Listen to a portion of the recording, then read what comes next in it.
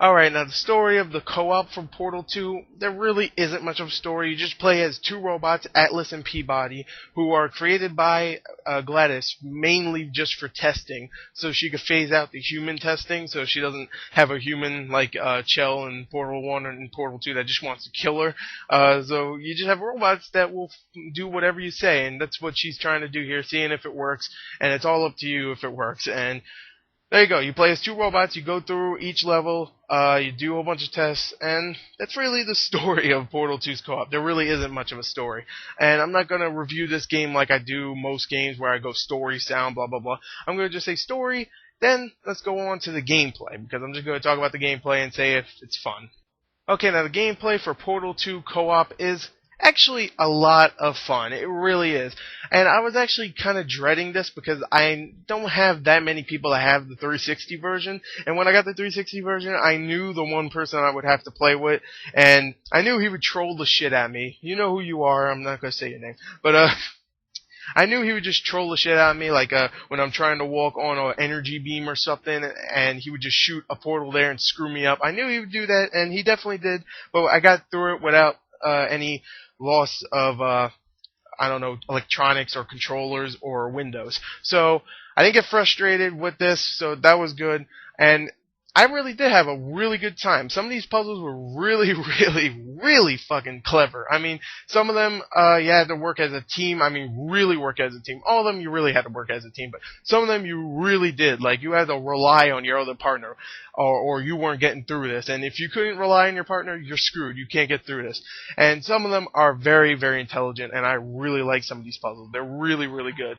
Now, besides the portals, you also get, of course, all the stuff that was in the single player. You get the gel puzzles where you have to create blue or orange gel things and throw them on the floor and stuff. The orange ones make you faster and the blue ones make you jump. So sometimes you have to combine them and put them on the floor in the right spot so you could run and then jump and clear like a big pit or something like that. And you know, the cool thing about the co-op besides the single player is that they actually put like each different kind of puzzle into a different course. And there's 5 courses in the co-op, and each one is a different specific thing, which is really cool. Like, you have laser beams in one, the blue shield thing, which you can like shoot to create walls and floors, so you could go and like just walk across a big pit or something, unlike just jump over it. And each one of those courses has up to like maybe 6 to maybe 10 puzzles each, so you're looking at about 6 to 7 more hours of gameplay for Portal 2, and it's definitely replayable because you can play it with your friends and still have a lot of fun. Also, some of the other added things is gestures where you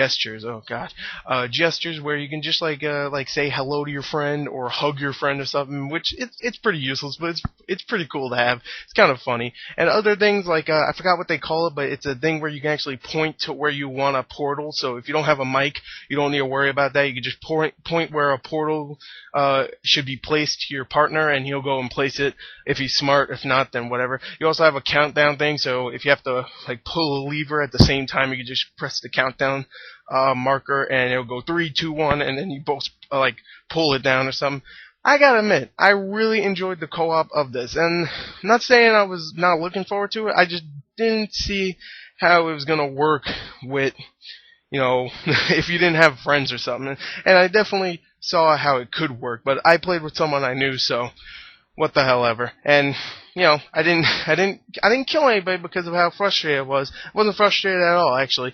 There was some puzzles where it was really like, oh god, I don't know how to solve this. So I did look up a walkthrough on like 2 or 3 puzzles here, but I had a good reason for that. I didn't do that for Portal 1 or 2.